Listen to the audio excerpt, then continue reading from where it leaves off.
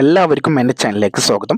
നമ്മൾ ഇന്ന് പറയാൻ പോകുന്നത് എന്താണെന്ന് വെച്ചാൽ, ഇന്ന് SBIയുടെ ATM കാർഡ് എല്ലാവരുടെ കയ്യിലും ഉണ്ടാവും. അപ്പോൾ അതിൻ്റെ പുതിയ ATM കാർഡ് കിട്ടുമ്പോൾ എങ്ങനെ പിൻ നമ്പർ സെറ്റ് ചെയ്യാം എന്നുള്ളതാണ് നമ്മൾ ഇന്ന് പറയാൻ പോകുന്നത് കേട്ടോ.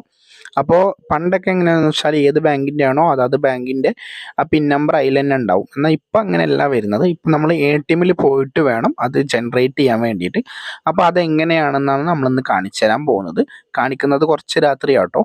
അപ്പോൾ നമുക്ക് അതിന് മുമ്പായിട്ട് ആ വീഡിയോയിലേക്ക് കിടക്കാം. അതിന് മുമ്പ് ചാനൽ ആദ്യമായിട്ട് ആരെങ്കിലും കാണുന്നുണ്ടെങ്കിൽ ചാനലൊന്ന് സബ്സ്ക്രൈബ് ചെയ്യുക, തൊട്ടടുത്തുള്ള ബെല്ലൈക്കൺ ഒന്ന് സപ്പോർട്ട് ചെയ്യുക, വീഡിയോ മാക്സിമം ഷെയർ ചെയ്യുക. വീഡിയോ എല്ലാവർക്കും ഉപകാരമാവട്ടെ.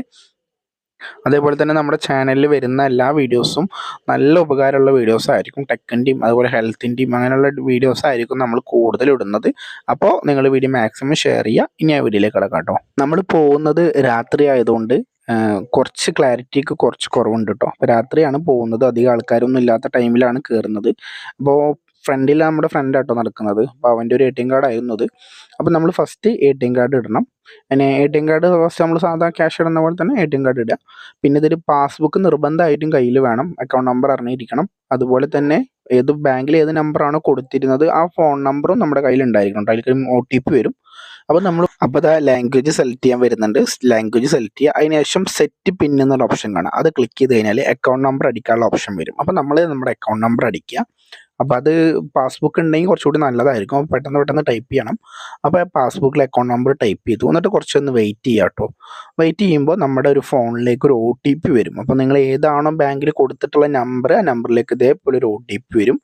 OTP വരുന്നത് നിങ്ങൾ പ്രത്യേകം ശ്രദ്ധിക്കണം. 24 മണിക്കൂറൊക്കെ ഉള്ള OTPൻ്റെ കാലാവധി കേട്ടോ. അപ്പോൾ അതുകൊണ്ട് കറക്റ്റായിട്ട് ഫോൺ കയ്യിലുണ്ടായിരിക്കണം. അല്ലെങ്കിൽ പെട്ടെന്ന് പറഞ്ഞു തരാനും പറ്റണം. എന്നിട്ട് നമ്മൾ അവിടെ കണ്ടിന്യൂ കൊടുക്കുക. OTPൻ്റെ അവിടെ കഴിഞ്ഞ് കഴിഞ്ഞാൽ അത് കണ്ടിന്യൂ കൊടുക്കണം കേട്ടോ. അപ്പോൾ നമുക്ക് OTP വന്നതിന് ശേഷം മാത്രമേ ഇത് കൊടുക്കാൻ പറ്റുള്ളൂ. അപ്പോൾ അങ്ങനെ ഒരു സംഭവം ഉണ്ട്. അപ്പോൾ അത് OTP നമ്മൾ കണ്ടിന്യൂ കൊടുത്തതിന് ശേഷം നമുക്ക് ആ വന്നിട്ടുള്ള OTP നമ്പർ ഉണ്ടല്ലോ, അത് നമ്മളിവിടെ ടൈപ്പ് ചെയ്ത് കൊടുക്കണം. അത് പക്ഷേ ഈ OTPൻ്റെ ടൈം വളരെ കുറച്ച് ടൈമേ ഉണ്ടാവുള്ളൂ. അതുകൊണ്ട് പെട്ടെന്ന് ചെയ്യണം കേട്ടോ. അപ്പോൾ അതാ OTP നമ്മളിവിടെ എൻ്റർ ചെയ്ത് കൊടുത്തു. എൻ്റർ ചെയ്ത് കഴിഞ്ഞാൽ നമുക്ക് പുതിയ പിൻ നമ്പർ അടിക്കാം.